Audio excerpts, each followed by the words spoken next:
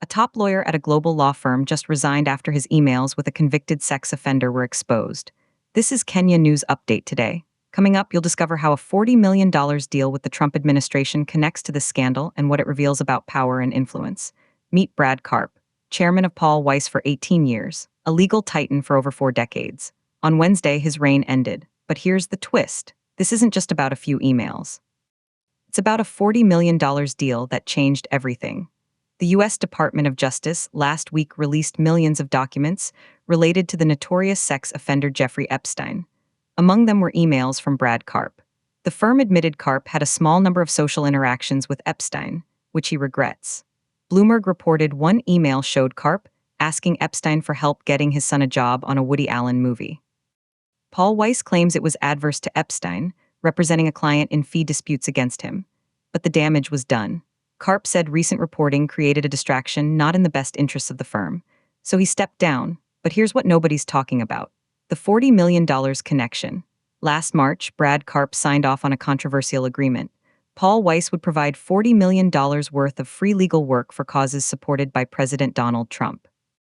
In return, the Trump administration rescinded an executive order targeting the firm. That's right, a $40 million deal with the current U.S. president's agenda. Now, fast forward. The Epstein emails go public, and the chairman who approved that massive deal is out. Scott Barshay is the new chairman, effective immediately.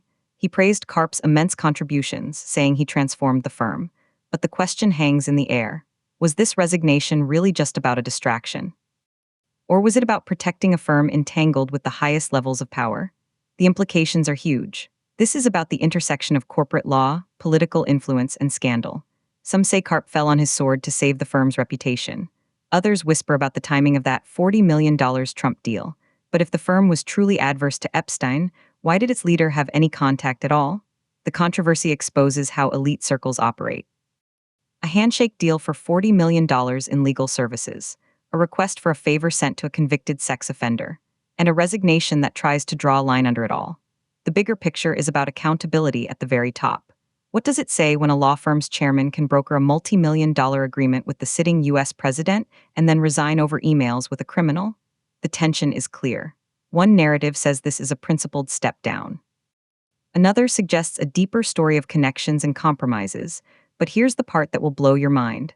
This all happened while the Trump administration was in power. The deal was with Trump. The documents were released by the Department of Justice under the current administration.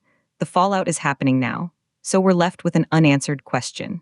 In the world of high-stakes law and politics, where does professional service end and problematic entanglement begin? Do you think this resignation cleans the slate, or does the $40 million deal with President Trump raise more questions? Drop your take in the comments. Subscribe to Kenya News Update today for more on power, money, and the stories behind the headlines.